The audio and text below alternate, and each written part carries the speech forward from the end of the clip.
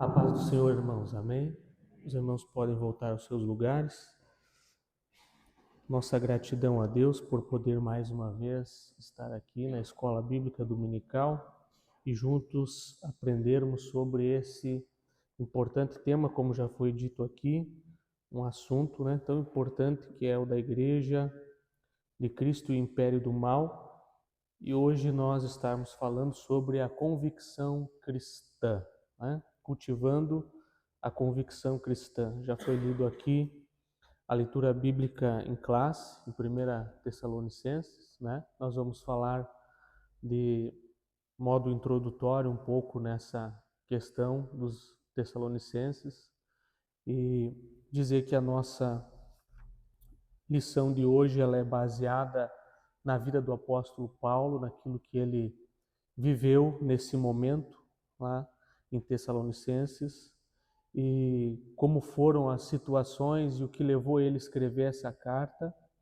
Nós vamos tratar de 3 aspectos da convicção cristã, que é a convicção espiritual, moral e também social, Nós vamos estar abrangendo essas 3 áreas com relação à convicção. De forma introdutória, nós queremos falar sobre esse texto que aqui foi mencionado da leitura bíblica em classe, que está lá em 1 Tessalonicenses, capítulo 2, versículo 1 e 12. Irmãos, 1 e 2 Tessalonicenses foi uma carta que o apóstolo Paulo escreve aos irmãos em Tessalônica. E essa carta, ela vai falar, o tema principal dessas 2 cartas é a vinda do Senhor, Nós tratamos a vinda do Senhor como um momento, em 2 fases, o arrebatamento da igreja e posteriormente a vinda de Cristo lá no Monte das Oliveiras, onde dar-se-á a batalha do Armagedon.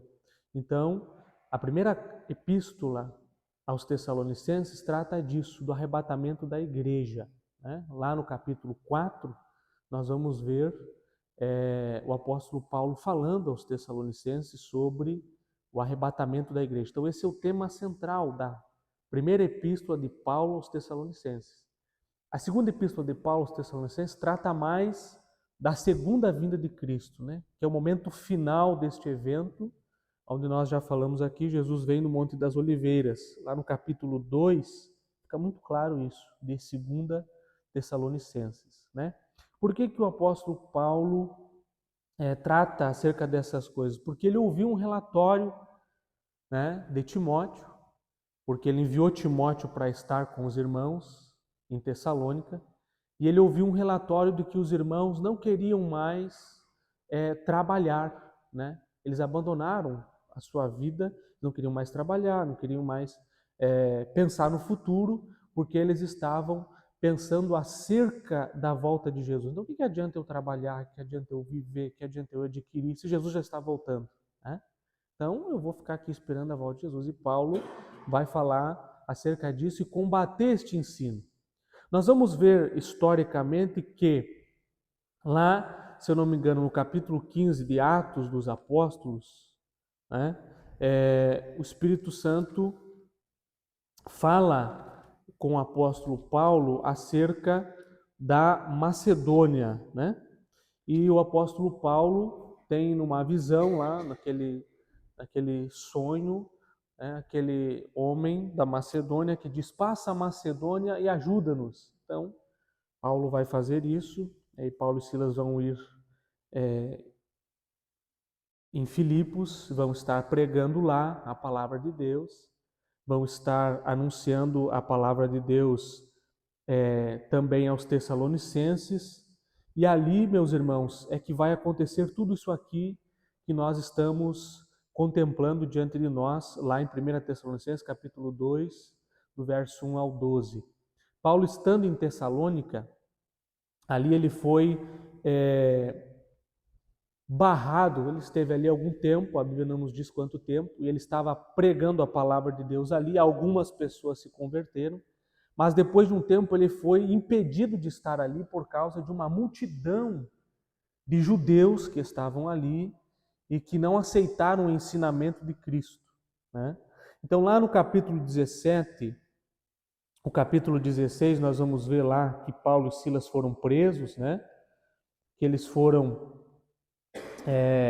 que eles estiveram ali expulsando o espírito de adivinhação, né, daquela jovem, e eles são presos, são levados ao cárcere, lá eles são açoitados, né? Aí nós temos a história que nós conhecemos, que eles estavam louvando, cantando, orando, por volta da meia-noite, veio um terremoto, eles foram libertos, aquele homem carcereiro se converteu com a sua família, então eles partem para Tessalônica. E ali dá-se então isso que nós estamos falando. Eles pregaram, as pessoas se converteram e uma multidão de pessoas, de judeus, aqui nos diz no versículo 17, no versículo 5, nos diz que os judeus, porém, movidos de inveja, trazendo consigo alguns homens maus, dentre a malandragem, ajuntando uma turba, alvoroçaram a cidade, e, assaltando a casa de Jason, procuraram trazê-los para o meio do povo. Porém, não os encontrando, arrastaram Jason e alguns irmãos perante as autoridades, clamando: estes que têm transtornado o mundo, chegaram também até aqui. Foi isso que aconteceu lá em Tessalônica. E Paulo e Silas, então, temendo que acontecesse alguma coisa com os irmãos dessa cidade, dessa igreja que estava se levantando ali, ele sai e vai para a Bereia. E ele não volta mais a Tessalônica. Nós vamos ver inúmeras vezes o apóstolo dizendo: tentei já ir uma, duas vezes, mas ainda fui impedido de estar convosco. Então ele envia Timóteo lá para estar com esses irmãos, para pregar a estes irmãos, para continuar dando seguimento à igreja em Tessalônica. E quando ele se encontra então com Timóteo, ele ouve esse relatório, então ele escreve esta carta, né, para os tessalonicenses. Enquanto os irmãos estavam ali, Paulo e Silas tinham saído dali, muitas pessoas se levantaram falando acerca de Paulo. Olha, Paulo fugiu de vocês. Paulo fugiu daqui. Ele estava aqui com interesse nos recursos de vocês, né? Ele estava aqui com interesse em receber alguma coisa de vocês. Paulo é um mentiroso. Segundo nós estudamos ali na ETAD, foi feita até uma carta para a igreja de Tessalonicenses, forjada por estes homens, com a assinatura falsa de Paulo, para que estes irmãos, estas pessoas, fossem enganadas. Por isso, eu quero dizer aqui que o comentarista foi muito feliz em falar sobre convicção, falando do apóstolo Paulo com a igreja aos Tessalonicenses, né? Porque eles eram irmãos, pessoas que estavam ali começando, engateando na fé e precisavam firmar, cultivar a convicção cristã, a convicção de quem eles eram, para onde eles iam, qual era a sua missão, o que eles estavam fazendo, o que eles precisavam fazer. Então, meus irmãos, nós vamos falar sobre convicção cristã, lembrando de que o apóstolo Paulo vai fazer essa carta reafirmando, dizendo aquilo que já foi dito aqui pelo irmão Alex, né? Porque a nossa exortação, ela não foi com engano, né? Não foi com imundícia, foi pura, não foi fraudulenta, como estão dizendo aí, que eu estava entre vós para receber alguma coisa de vocês. E aí nós vamos ver lá, posteriormente, na convicção social sobre o trabalho de Paulo. Foi lá nessa igreja que Paulo esteve, nessa cidade, onde ele precisou trabalhar, né? E eles estavam dizendo que Paulo e Silas estavam ali para pregar o evangelho por questões interesseiras. Então, meus irmãos, nós precisamos aqui falamos, né, sobre essa questão para que os irmãos se situem aonde nós estamos, né, se situem do porquê o apóstolo Paulo vai falar aos irmãos tessalonicenses sobre a convicção cristã. Meus irmãos, nós precisamos entender o que é convicção, né? Nós precisamos entender o que é convicção.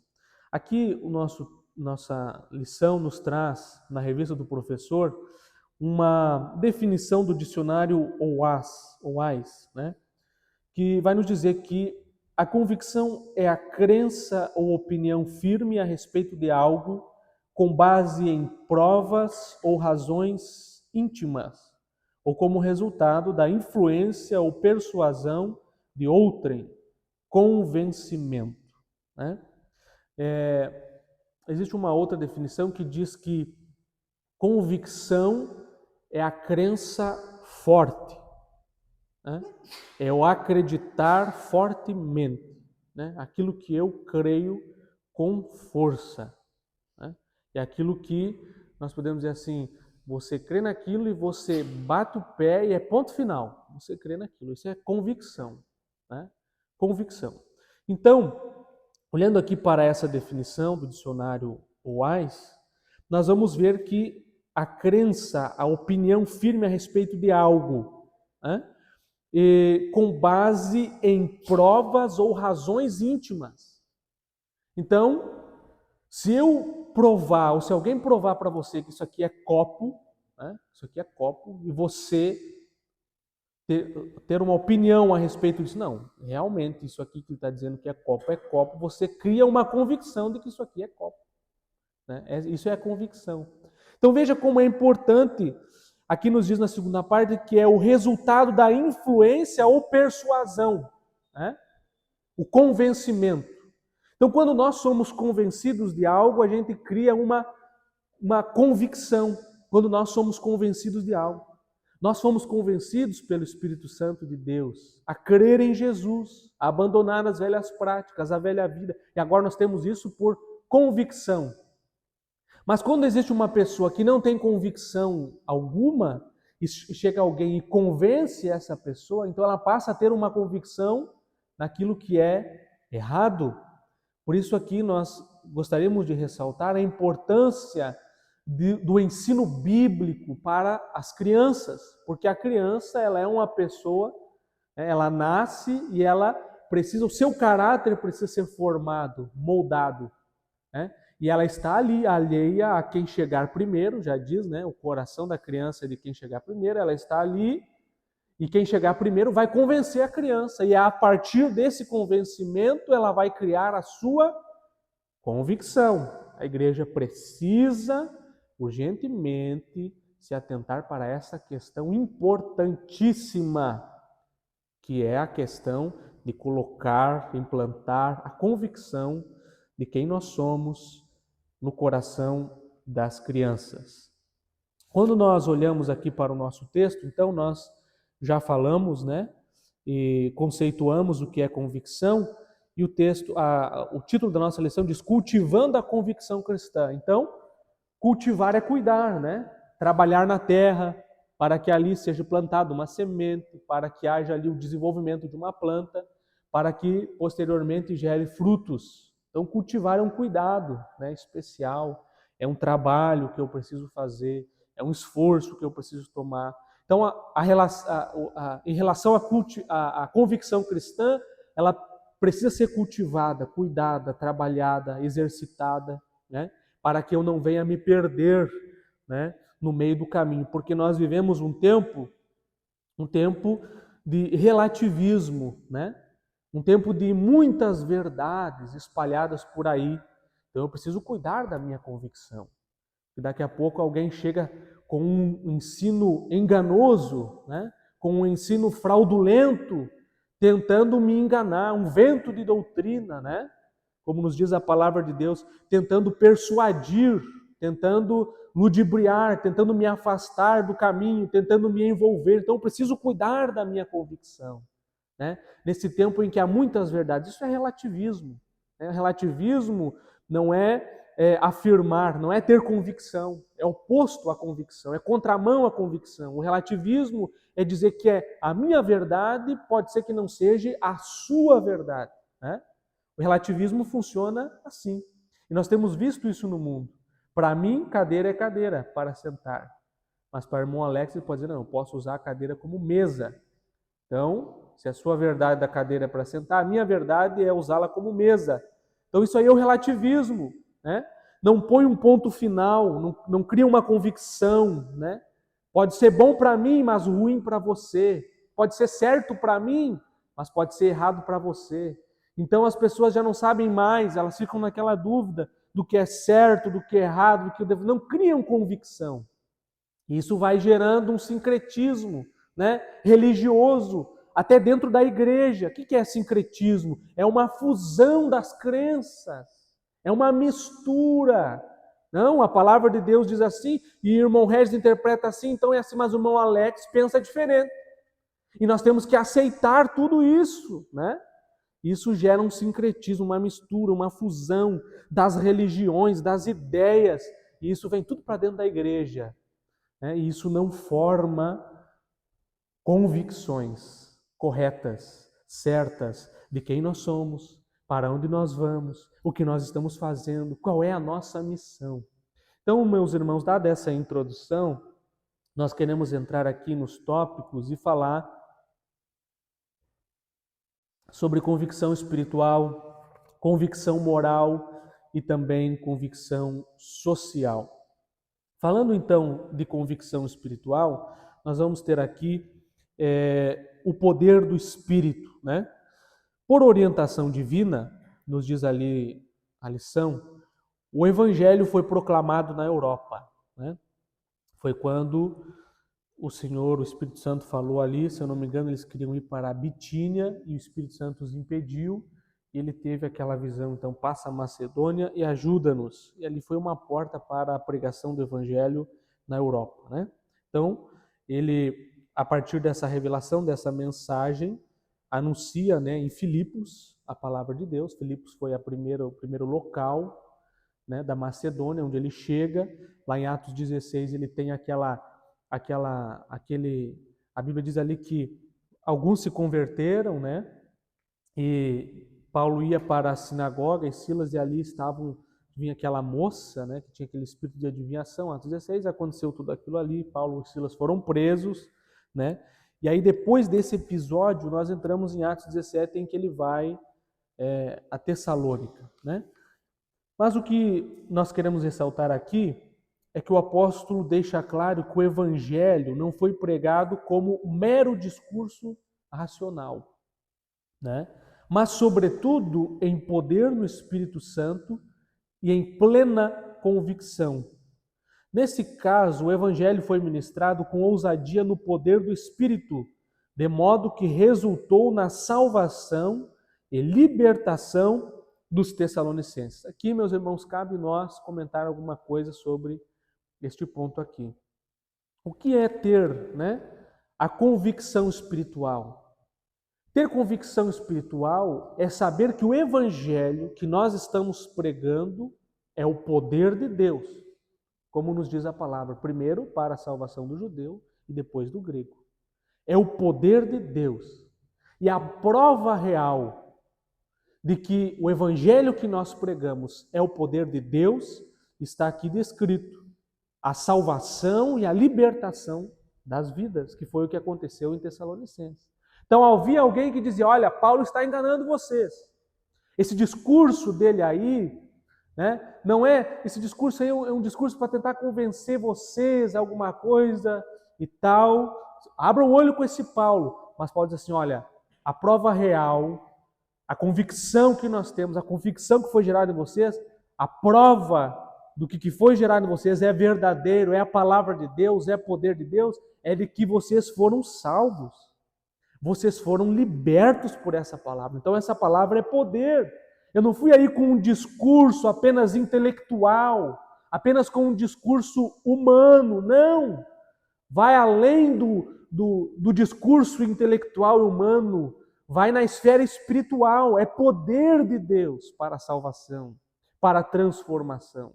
Então, meus irmãos, nós precisamos imediatamente, né, o conhecimento é bom, adquirir o conhecimento, nós estamos aqui para isso, adquirir a sabedoria, mas aquilo que nós passamos, aquilo que nós pregamos, para as pessoas, tem que surgir de nós uma convicção espiritual. Aquilo que nós estamos fazendo, liberando para as pessoas a palavra, é o poder de Deus. É para que as pessoas elas sejam salvas.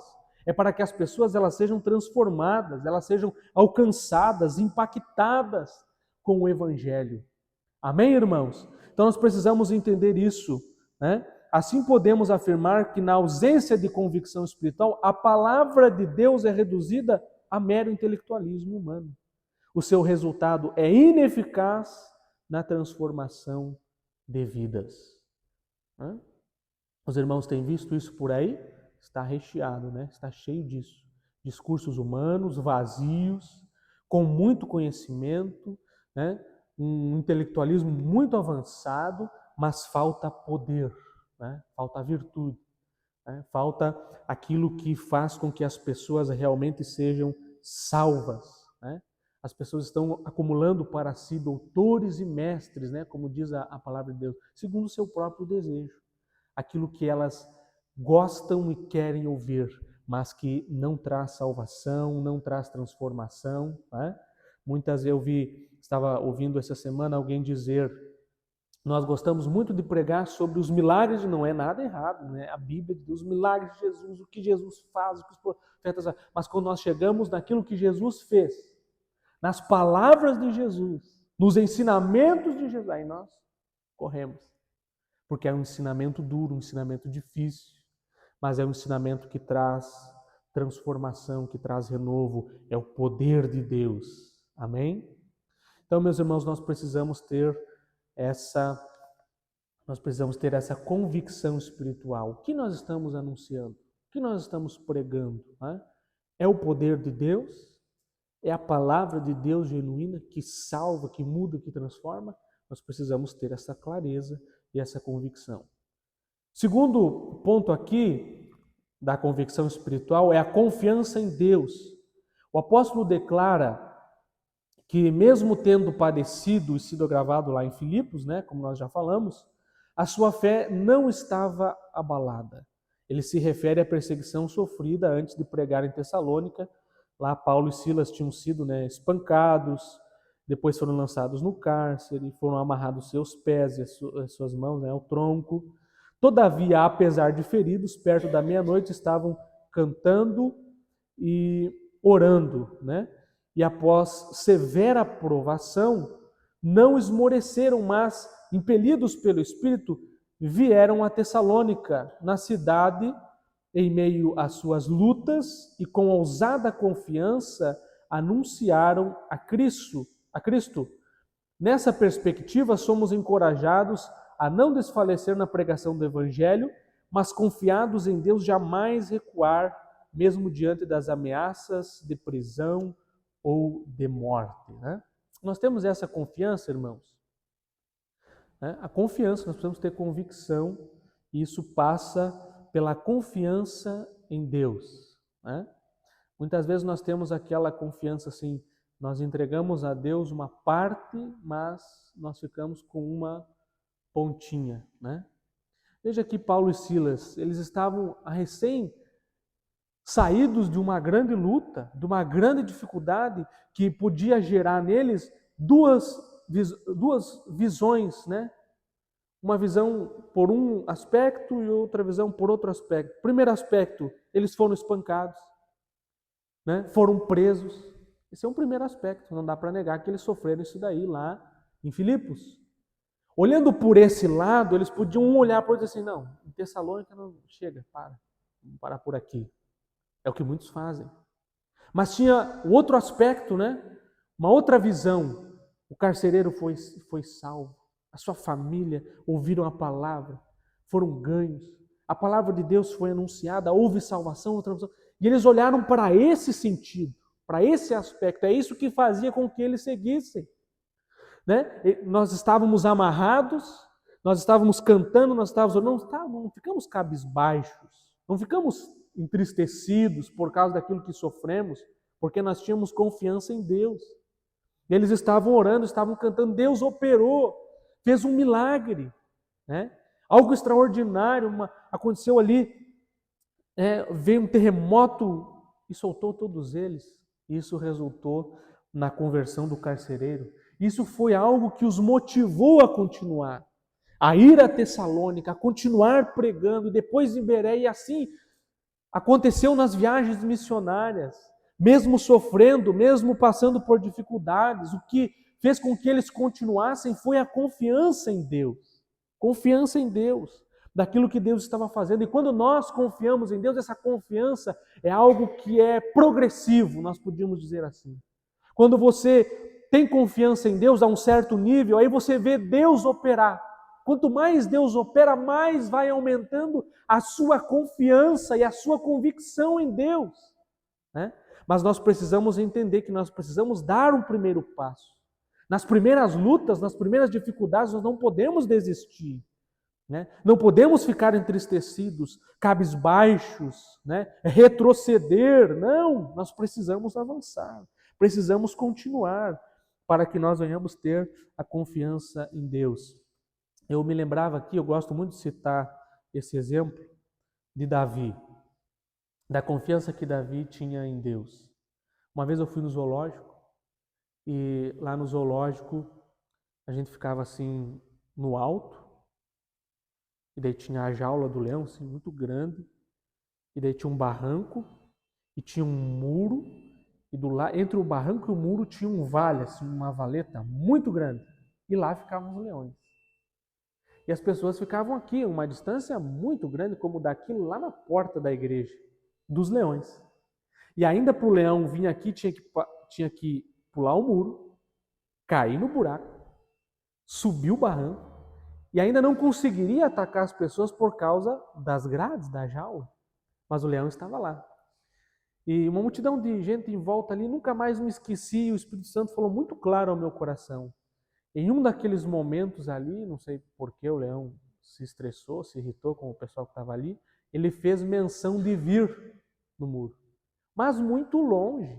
Como já disse, tinha que cair no buraco, tinha que pular o muro, não tinha como, era impossível o leão nos atacar. Mas todo mundo retrocedeu. Isso é a falta de confiança. Como que Davi foi diante do leão? Meio com muito claro, mas olha só, todo mundo com medo desse leão aí, diante dessas circunstâncias que nós estamos aqui, é impossível que o leão nos ataque, mas o leão fez menção, todo mundo correu. E Davi? A palavra de Deus diz que Davi foi lá e resgatou a ovelha do leão, matou o leão, e também com o urso. Que confiança é essa que Davi tinha em Deus? Foi algo progressivo, porque quando ele chegou lá diante do gigante, todo mundo tremia de medo de Golias, mas ele disse, quando ele ouviu Golias insultar o povo de Israel, ele disse, mas quem é este incircunciso para afrontar o Deus dos exércitos de Israel? A confiança que Davi tinha. E ele foi lá, né? Sem as armaduras de Saul, com uma funda, matou o gigante. A confiança, isso é confiança, se entregar a Deus, né? Sem reconhecer os perigos ou os medos, como nos diz aqui, né? Jamais recuar mesmo diante das ameaças de prisão ou de morte. Em quem nós confiamos? Qual é a nossa convicção acerca disso? Nós tememos isso? Tememos prisões, mortes, meus irmãos? Tememos perigos? Às vezes nós tememos coisas mínimas, né? Tememos as perseguições lá na empresa onde nós trabalhamos, lá na escola onde nós estamos, diante da sociedade ali, muitas vezes, né, se camuflar, se disfarçar para ninguém saber quem nós somos, para onde nós vamos. Deus não nos chamou para isso. Deus nos chamou para influenciarmos as pessoas, para pregarmos o Evangelho às pessoas.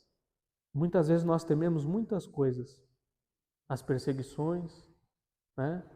As calúnias, isso vai vir, é certo. Quando nós nos posicionamos, né? Quando nós descemos do muro e viemos para o lado de Cristo, dizendo, eu sou um servo de Deus. A mensagem que eu tenho para pregar aqui, a convicção que eu tenho, a mensagem que eu tenho é o poder de Deus para transformar. Quando você se posiciona assim, não espere flores, espere pedradas, dificuldades. Mas em quem nós estamos confiando? Então nós precisamos estar alerta de que nós precisamos confiar em Deus. E uma outra questão é a fidelidade na pregação, né? Ali Paulo foi fiel e ele vai dizer aqui, como já foi dito no nosso textuário, não foi a mensagem, a minha pregação, a exortação que eu entreguei a vocês, não foi com engano, né? Não foi com imundícia, foi algo puro, não tinha mistura, não foi com fraudulência, não foi querendo receber alguma coisa em troca, não foi na malandragem, Não foi a palavra pura, o interesse que eu tinha em trazer esse evangelho a vocês é que vocês fossem transformados, que vocês fossem salvos. Isso é fidelidade na pregação. O apóstolo dos gentios assegura que o evangelho anunciado em Tessalônica não foi com engano, nem com imundícia, nem fraudulência. Mostra que a doutrina cristã não procede de fábulas inventadas, condutas imorais ou de artifícios para seduzir as pessoas a crerem em mentiras.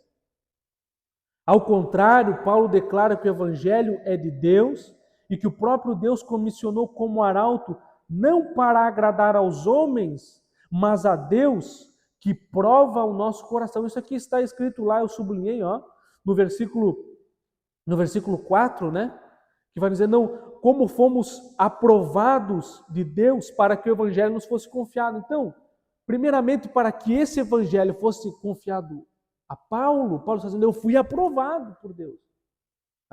Deus é quem conhece o meu coração e sabe que eu sou alguém aprovado para transmitir esse evangelho.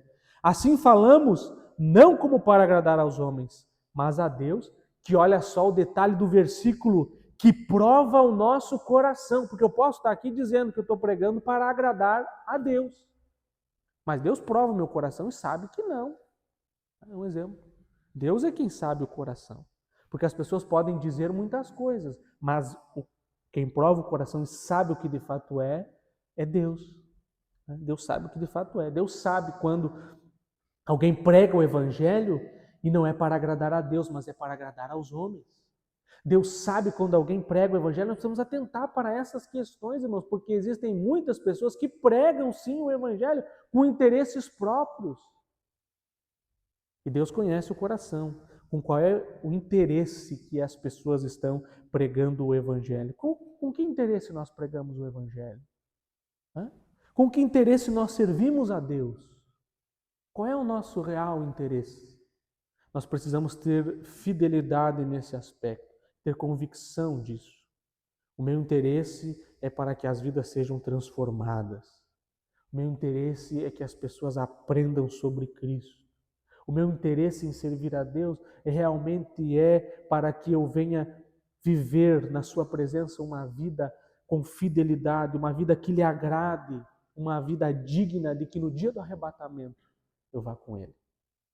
Amém, meus irmãos? Alguém tem alguma coisa a comentar sobre este ponto da convicção espiritual? Todos entendem? Amém?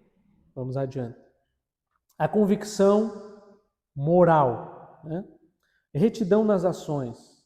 A conversão opera a transformação moral na vida do crente salvo. Amém? A conversão, ela opera transformação moral na vida do crente. Aquele que mentia, não mente mais. Aquele que roubava, não rouba mais. Há uma transformação.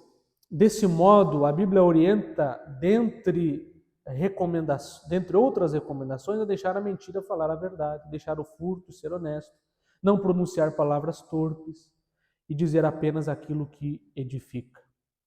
Nesse aspecto, tem os textos ali, irmãos? Claro, nós não vamos ler por causa do tempo, mas aconselho os irmãos a procurar esses textos ali e fazer a leitura, que isso aqui que nós estamos dizendo é o que a Bíblia diz. Está lá em Efésios 4:25, Efésios 4:28, Efésios 4:29. Nesse aspecto, o apóstolo Paulo reivindica a retidão das próprias ações ao afirmar: nunca usamos de palavras lisonjeiras, nem houve um pretexto de avareza.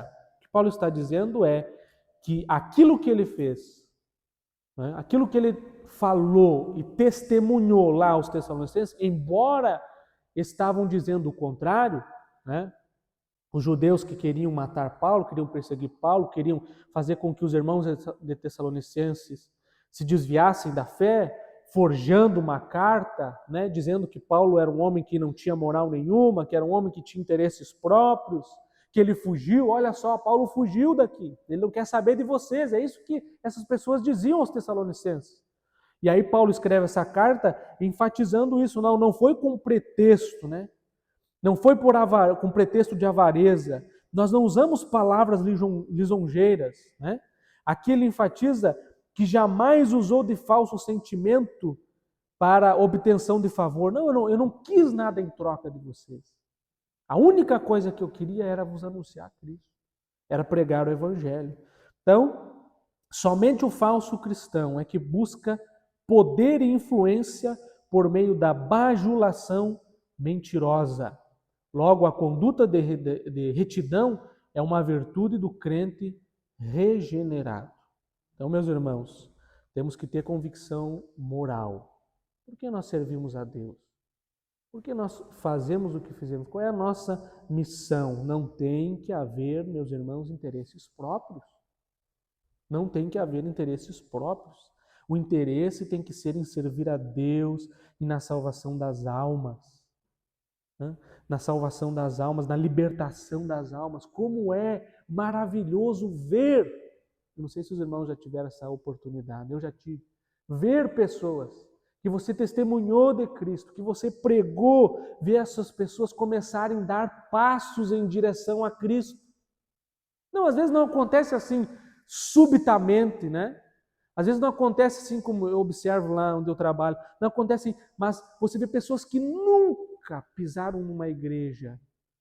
Um dia ela chegar para você, eu fui numa igreja como você me disse, como você várias vezes me contou, eu não fui na tua, mas eu fui numa igreja. Eu fico feliz. É um passo em direção a Cristo que essa pessoa está dando. Quem sabe lá onde ela foi vai haver restauração, conversão, regeneração. Quem sabe essa é a pessoa que vai fazer parte da família da fé posteriormente. E quando acontece de uma pessoa realmente ser liberta do pecado? Como eu vi uma vez, eu trabalhava numa empresa de ônibus na região metropolitana. E eu tinha um colega meu que era perdido, muito perdido. Mas pregamos a palavra de Deus a ele, outros irmãos pregaram a palavra de Deus a ele, e não tinha, na minha cabeça, na minha ideia, não tinha jeito. Eu acreditava que outros tinham mais chance do que ele de se entregar a Cristo. E aqueles outros que eu achava que tinha, eu acho que até hoje ainda nunca se entregaram a Cristo. Mas ele se entregou. Se entregou a Cristo. Uma pessoa que ele vivia, para os irmãos terem uma ideia, ele vendia no trabalho, ele vendia naquela época, estava muito a pirataria, né? O DVD pirata, e ele vendia DVDs piratas com conteúdos adultos, os irmãos terem uma ideia. Esse rapaz nunca, esse aí nunca, eu falo para ele, mas nunca, ele se converteu de tal forma a pedir para mim, viu, tal dia de tarde, eu olhei na escala, eu e você temos folga. Você não vai na minha casa, porque eu estou lendo a Bíblia, mas eu preciso que alguém me explique, que eu não estou entendendo. Você vai lá me explicar, mas é claro que eu vou. E eu perdi a conta de quantos dias de folga eu passei indo na casa dele, explicando a Bíblia. O nome dele é Júlio. Olha aqui, Júlio, tal, tal e tal. Tão maravilhoso é saber que hoje ele é obreiro da Igreja Assembleia de Deus, lá na região metropolitana. Abraçou a fé e nunca mais retrocedeu. Isso causa em nós uma alegria, causa em nós uma satisfação. Não foi com interesses próprios, né? Não foi para ser bajulado, não foi para receber um aplauso, né? Não foi para receber um muito bem, um tapa nas costas. Nós precisamos entender isso, meus irmãos, precisamos ter essa retidão nas nossas ações. Reputação ilibada. Considera-se portadora de reputação ilibada a pessoa que de reconhecida idoneidade moral. Veja como Paulo avalia sua reputação com esta frase: não buscamos glória dos homens, nem de vós, nem de outros. Isso indica que o apóstolo não trabalhava no reino em busca de reconhecimento humano. Essa postura foi adotada por ele em todo lugar, demonstrando a coerência e a integridade de seu apostolado. Ele não procurava obter vantagens e nem honra em parte alguma. Aos Coríntios escreveu que o crente deve gloriar-se no Senhor e não em si próprio. A conclusão é clara: Os que aspiram fama e prestígio caem em tentação e maculam o Evangelho. Nosso viver deve glorificar a Deus. A Ele seja a glória na igreja e em Cristo Jesus para sempre. Então, meus irmãos, nós precisamos ter essa reputação. Cada um foi chamado para alguma coisa, né? Para fazer algo na casa de Deus. Eu sempre tive em memória a palavra de Jesus para os discípulos quando ele pede que rogue, né, ao Senhor da seara que envie ceifeiros para a seara. Ele disse aos discípulos: a seara ela é realmente grande e são poucos os ceifeiros. Por isso na seara, hoje é o dia das missões, né, o irmão Alex falou aqui, a seara do Senhor é realmente grande e poucos os ceifeiros. Sabe o que significa? Que na seara do Senhor há um lugar para mim e há um lugar para ti. A gente não precisa brigar pelo lugar. E na seara do Senhor, a seara já diz, né? Nós estamos ali para quê? Para trabalhar. O que eu vejo de pessoas que querem se colocar na seara, mas não é para trabalhar. Né? É para receber fama, é para ganhar dinheiro, é para aparecer, né? É para receber aplausos, é para estar em evidência. Não, meus irmãos, nós precisamos ter reputação ilibada e convicção disso. De que nós estamos na seara e a seara é importante, o papel que eu vou desempenhar na seara é importante, mesmo que eu não apareça. Né? Mesmo que eu fique anônimo, o meu papel na seara é importante. Né? A minha oração que eu faço é importante. O trabalho que eu faço de intercessão é importante. Quem sabe eu não apareço, mas é importante. Para Deus é importante. Né? E nós receberemos também importante recompensa. Nós temos que ter essa visão. Né? E Paulo tinha isso. Né? A conclusão clara: os que aspiram fama, prestígio, caem na tentação e maculam o Evangelho. Isso não é trabalho na seara, isso é um desfavor que as pessoas fazem. Que aqueles que se dizem cristãos sabem. Quando eles partem para essa vereda, para esse caminho de receber algo em troca, né? De fazer com interesse próprio, de estar em evidência, logo ali eles vão fazer um desserviço para o Evangelho.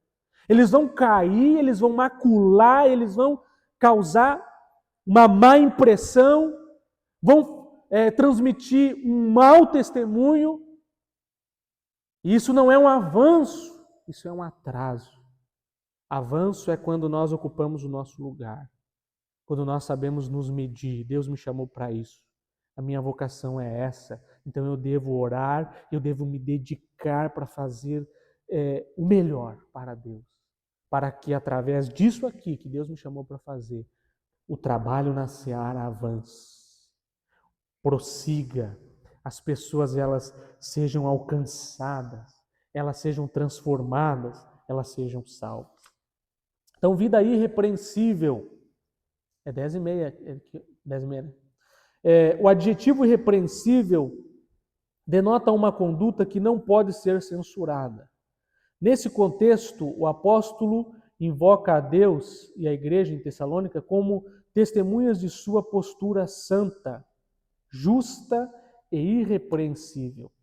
Essas designações implicam obediência nas questões morais, atitude de retidão exemplar e conduta sem motivo algum de reprovação.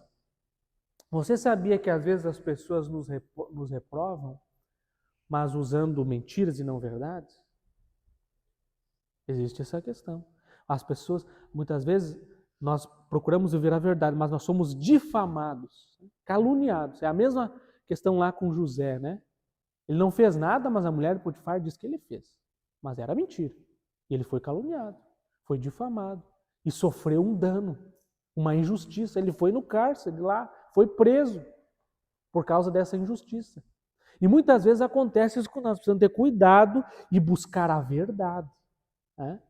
Porque muitas vezes muitas coisas dizem de nós no ambiente de trabalho que não são verdades. Né? Olha lá, se diz crente, mas olha lá, não é porque fez isso. E muitas vezes isso é mentira. Né? E as pessoas caem nesse engodo. Então nós precisamos ter nas questões morais uma atitude de retidão exemplar e conduta e sem motivo de reprovação. Porque se alguma vez alguém disser alguma coisa de nós, tem que ser mentira. Você não pode ser verdade, né?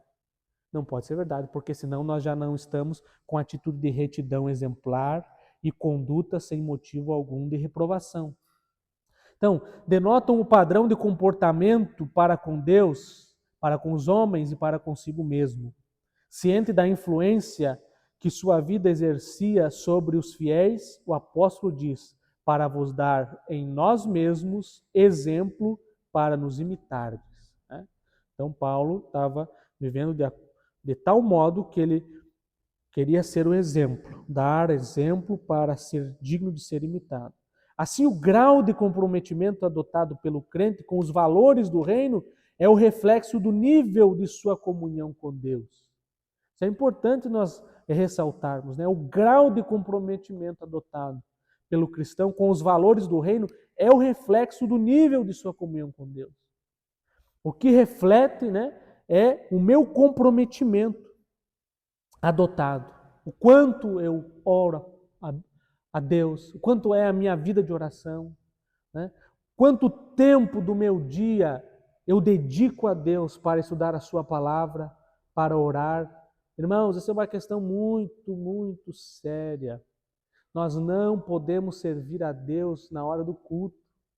Nós temos que ter uma vida devocional, de oração, de estudo, de leitura da palavra de Deus.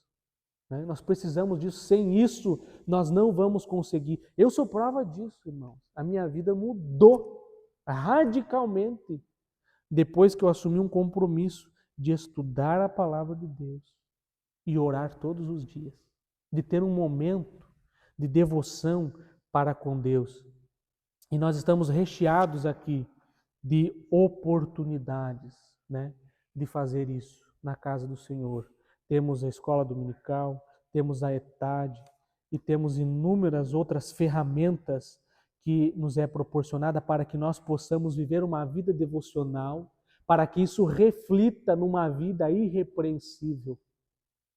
Essa vida irrepreensível, essa palavra irrepreensível, que é aquele que não é digno de repreensão, nós não conseguimos obtê-la aos nossos moldes. Nós não conseguimos obtê-la com as nossas próprias forças, com o nosso esforço. Eu vou me esforçar para não mentir, eu vou me esforçar para não fazer fofoca, eu posso tentar, mas quando vê, acontece alguma coisa. E aí nós caímos naquilo que Paulo disse, né? O mal que eu não quero fazer, isso eu faço. O que vai me fazer viver essa vida e as pessoas verem essa vida é o contato que eu tenho com Deus. É quanto tempo eu dedico para ir a Deus. Quanto tempo eu uso para falar com Deus. Quanto tempo eu passo ali em oração, entregando tudo a Deus. Porque ali naquele momento de oração, Deus está extraindo algo de mim. Um culto para Ele, de adoração ao seu santo nome. E é Ele quem me dá força. É o seu Espírito que habita em mim às 24 horas do dia que vai fazer com que eu e você tenhamos uma vida irrepreensível e as pessoas vão olhar. E se elas tentarem achar alguma coisa em nós, vai ser mentira. Vai ser mentira. E a exemplo de José, podemos até sofrer algum dano, mas um dia isso será revelado. A Bíblia não nos mostra, mas como será que ficou a casa de Potifar? Como será que ficou a mulher de Potifar depois de descobrir que José, aquele homem que ela caluniou, tinha poder agora de governar até a sua casa? Como será que eles ficaram pensando depois? Que aquele homem que ela caluniou, mentiu sobre ele, que ele tinha uma vida irrepreensível, mas mentiu sobre ele, por causa disso ele foi lançado na prisão, agora é ele quem sustenta a casa deles. São as reviravoltas, meus irmãos. O justo, ele não passa, ele permanece. Amém? Nós precisamos ser justos para que nós venhamos permanecer. No final da história, as pessoas vão ver. Assim como na vida de Paulo, esses irmãos puderam presenciar e ver um homem que tinha uma conduta, uma vida irrepreensível. Alguém deseja comentar algo acerca desse ponto da convicção moral? Pois não, irmão, à vontade.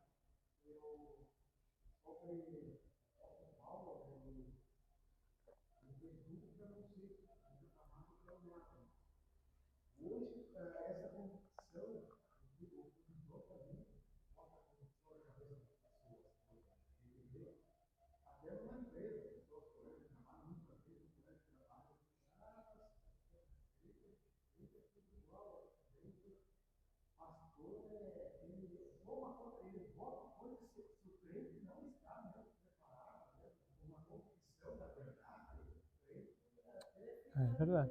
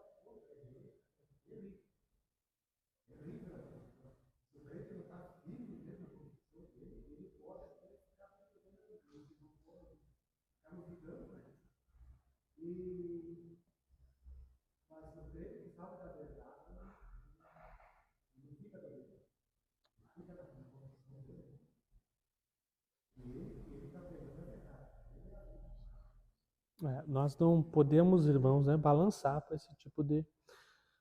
É o papel, esse papel que muitos fazem é o mesmo papel, né, daqueles homens, né, judeus que estavam ali difamando Paulo, né?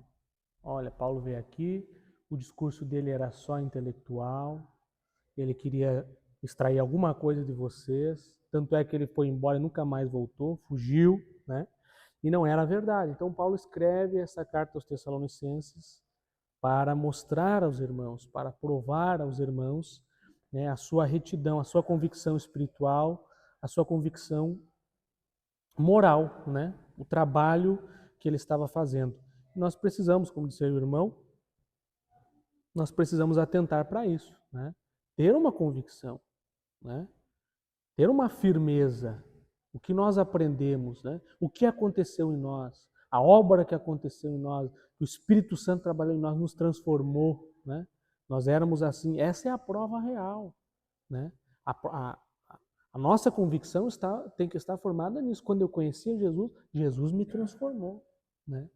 Essa convicção tem que ser forte, né? Inabalável. Ninguém pode me enredar, me tirar daquilo que eu recebi, daquilo que a experiência que eu tive com Deus. Amém, irmãos? Então, a convicção social, né? Nós temos aqui também o bem-estar comum e a dedicação altruísta. Já estamos, né, caminhando para o fim. Então, o bem-estar comum, né? O bem-estar comum alcança o homem em suas necessidades físicas e espirituais. Não por acaso a Bíblia fornece instruções para o bem-estar espiritual e social dos seres humanos. Irmãos, Deus nunca vai abençoar você para que você venha, como é que eu posso dizer, curtir a bênção sozinho. Se você está pensando, né, em receber a bênção para você, Deus nunca trabalha sem um propósito. Deus deu Samuel para Ana e se valeu de Samuel para abençoar a nação de Israel. Era a bênção de Ana. Mas Deus abençoou a Ana, depois deu mais filhos e filhas a ela. Mas Ana se colocou ali na presença de Deus, orou, clamou a Deus, pediu exatamente aquilo que Deus queria dar para colocar um rumo na nação de Israel. Nós precisamos entender isso aí, né? As bênçãos de Deus. Olha o que Deus disse para Abraão, né? Em ti serão benditas todas as famílias da terra. A bênção de Abraão não era só para ele. Aqueles que te abençoarem serão abençoados, aqueles que te amaldiçoarem serão amaldiçoados. Então nós precisamos parar de pensar só em nós, mas também no bem-estar comum. Então, quando não é por acaso a Bíblia fornece instruções para o bem-estar espiritual e social dos seres humanos. E nós estamos falando não só de bênçãos materiais, mas também espirituais.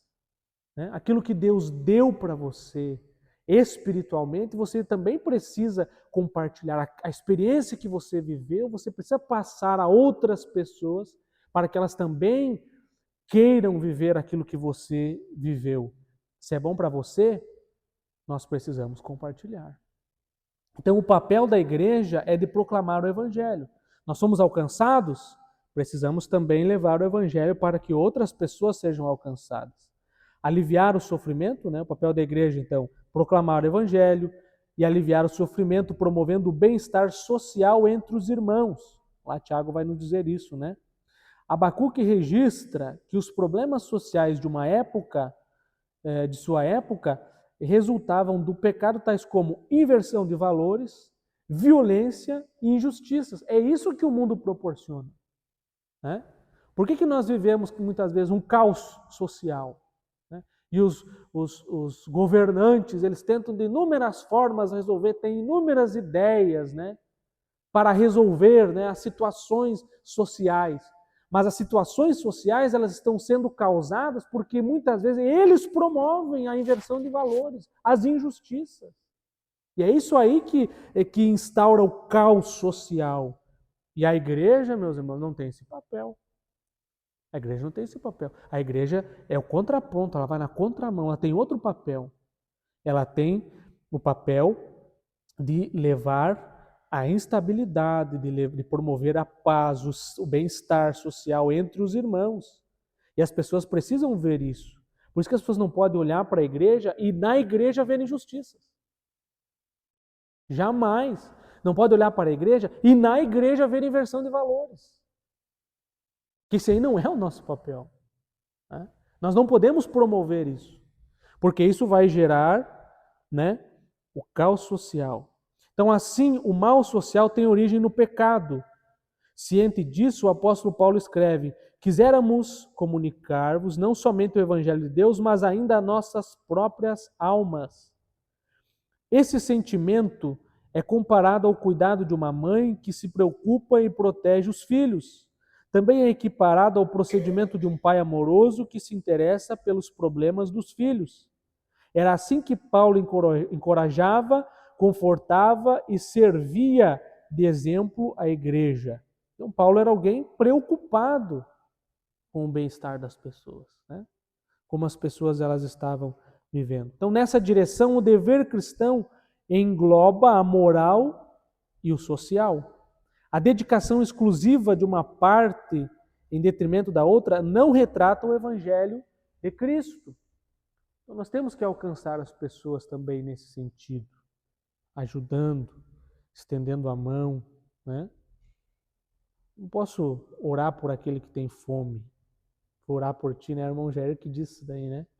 O irmão vem com fome, precisa de, né? Vai, irmão, na tua fé, eu vou orar por você. Não, né, irmão? Ajuda, mata a fome. Né? E é assim que nós precisamos trabalhar. Nós estamos vivendo aí uma situação bastante complicada no Estado, né? De alguma forma nós temos que ajudar. Só a oração, nós precisamos orar por essas vidas, para que Deus conforte, para que Deus auxilie, mas nós precisamos também estender a mão, né? De alguma forma. Né? Meus irmãos, este é um assunto, desde que eu me dispus, isso é um testemunho pessoal, desde que eu me dispus a ajudar, nunca para de surgir gente para ajudar. E naquilo que a gente pode, a gente deve ajudar. Naquilo que você pode, né? Você deve ajudar. Deus abençoa quando nós ajudamos os nossos irmãos. Dedicação altruísta. Lembrando nisso, né, irmão? Que a bênção que você recebe não é só para você. Isso em todos os aspectos. Né? Pois não. Nós colhemos. Principalmente, irmãos, eu quero ressaltar aqui, quando nós falamos em bênçãos de Deus, né? Que não serve só para nós.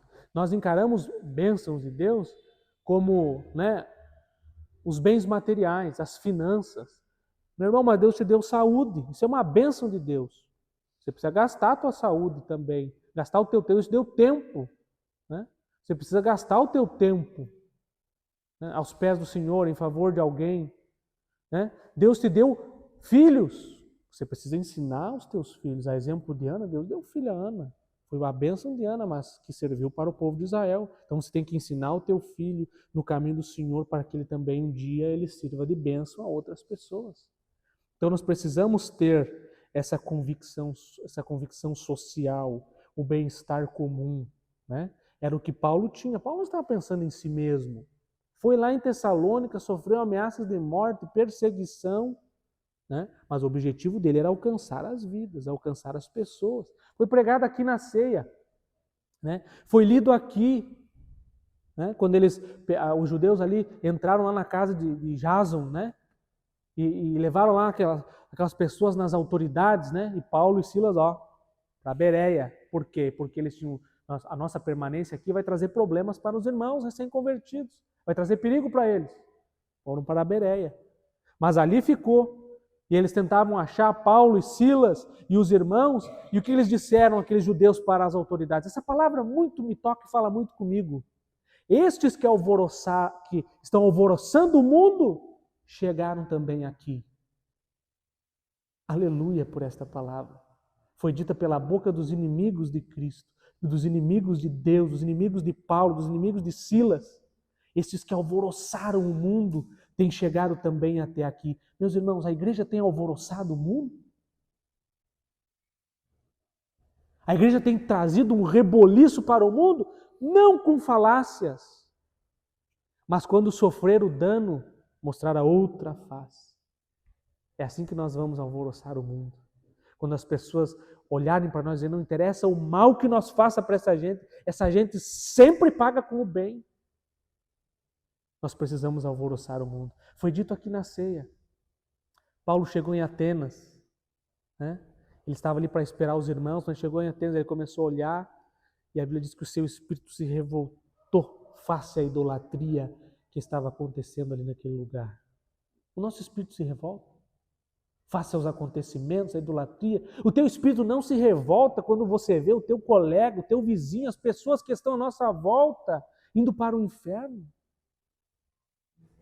Nós precisamos ali apresentar algum testemunho, nós precisamos ali mostrar uma vida aqui de convicção, nós precisamos aqui apresentar às pessoas a nossa convicção espiritual, a nossa convicção moral. Não podemos falar uma coisa e viver outra. Precisamos apresentar a nossa convicção social para que essas pessoas elas venham se entregar. Já passei por inúmeras situações, né? Quem sabe lá você vive uma vida moral, uma vida dedicada, uma vida de convicção espiritual. Mas, a exemplo de José, alguém mente, mas tem alguém que está vendo. Mentiram a respeito dele, dela. E essa pessoa, lá no coração dessa pessoa, está sendo colocado, né, uma semente do Evangelho, que, quem sabe, posteriormente vai frutificar. Então, dedicação altruísta. O apóstolo se dedicou com profundo altruísmo na pregação do Evangelho.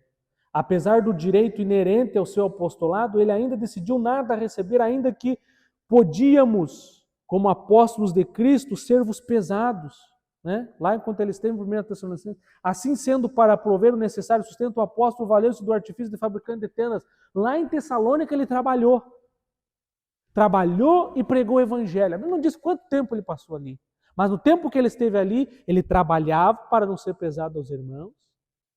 E ele vai dizer aqui, nós precisamos entender isso aqui, não apesar de direito, ele tinha direito de receber dos irmãos.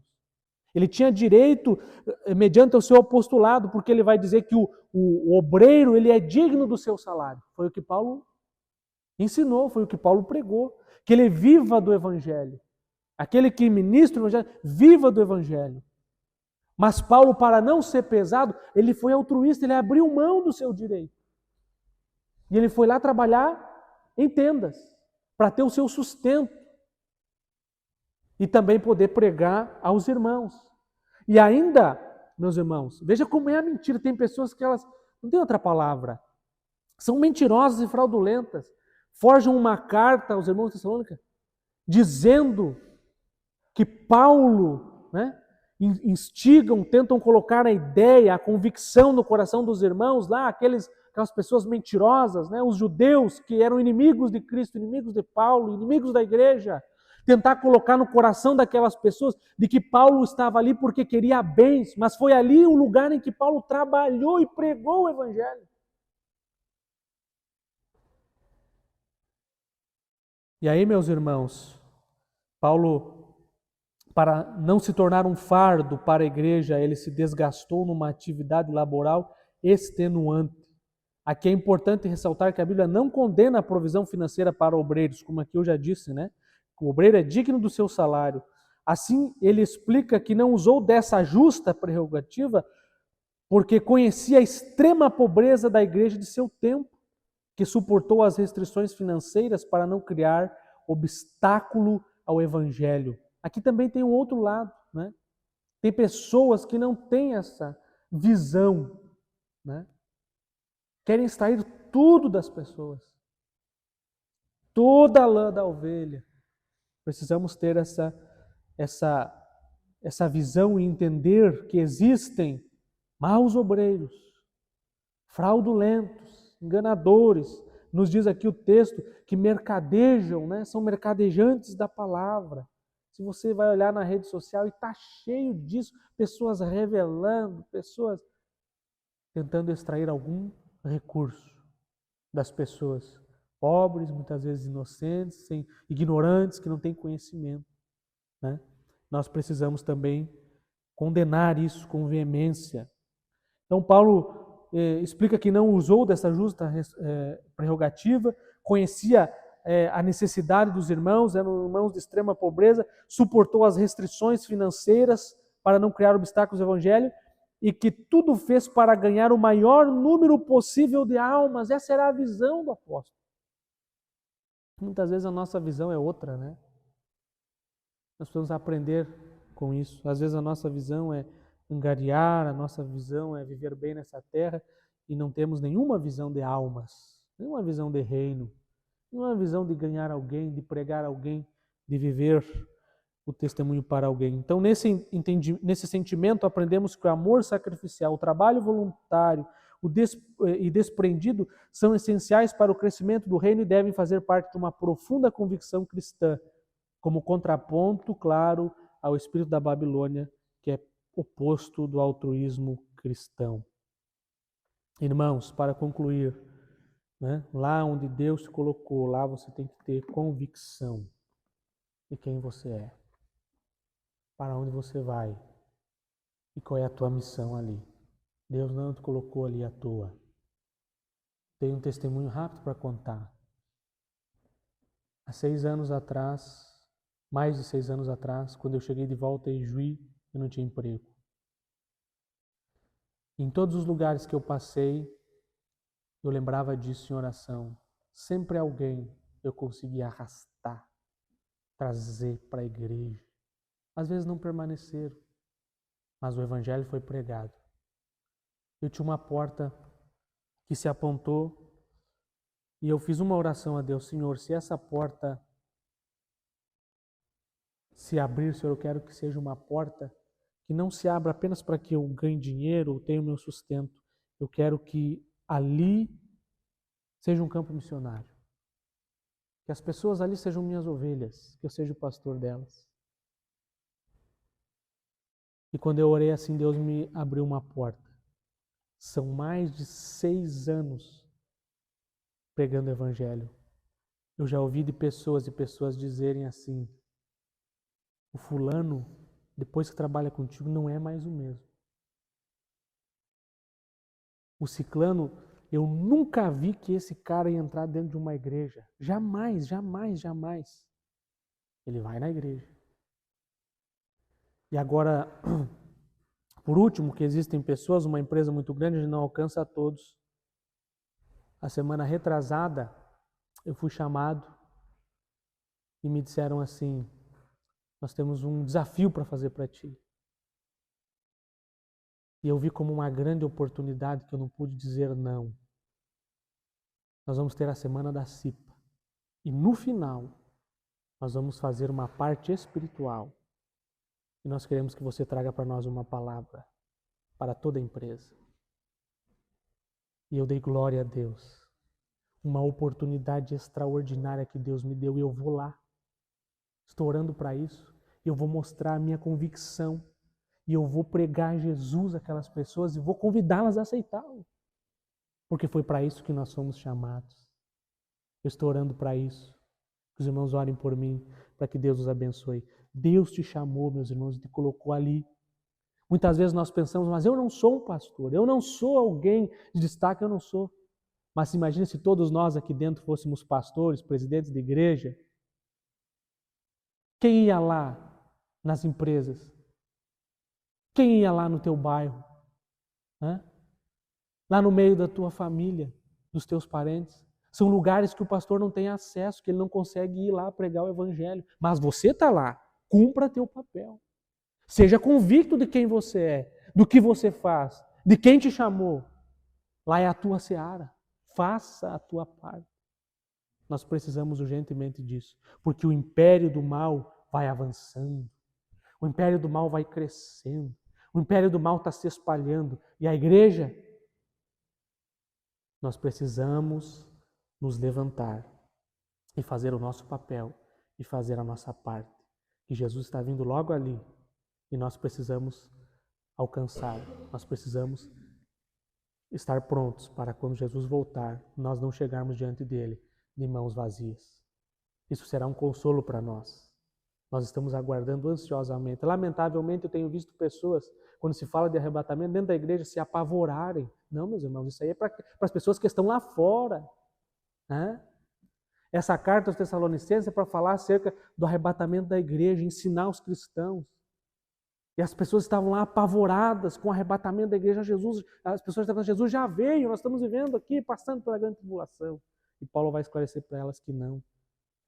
Existem pessoas dentro da igreja apavoradas com o arrebatamento. Meus irmãos, isso para nós é consolo. Nós não devemos estar apavorados com o arrebatamento, devemos estar felizes com o arrebatamento. Porque a palavra do Senhor diz lá em Mateus 24, que assim como as pessoas casavam, davam-se em casamento, até o dia que veio a chuva, Noé entrou na arca e pegou de surpresa a todos. Mas pegou quem de surpresa? Noé? Não, Noé não foi pego de surpresa. Noé estava avisado, Noé estava sabendo que viria a chuva, Noé estava aparelhando uma arca segundo o mandado de Deus. E como nós estamos? Não, o arrebatamento não pode nos pegar de surpresa. Para nós não é surpresa, é surpresa para o mundo. Mas para nós é consolo, para nós é alegria, para nós devemos dizer Maranata ao Senhor. Só que enquanto não vem, enquanto não acontece, nós precisamos estar como a carta que Paulo escreve aos Tessalonicenses. E é o que ele estava dizendo, enquanto Jesus não vem, vocês precisam trabalhar, vocês precisam comer, porque aquele que não trabalha também não coma. Eu também trabalhei, disse Paulo. Vocês precisam estar pregando o evangelho, vocês precisam estar fazendo alguma coisa, vocês precisam. Meus irmãos, nós precisamos. Amém? Eu e você precisamos. Vamos fazer algo para que o reino de Deus venha se expandir cada vez mais. Que Deus abençoe os irmãos.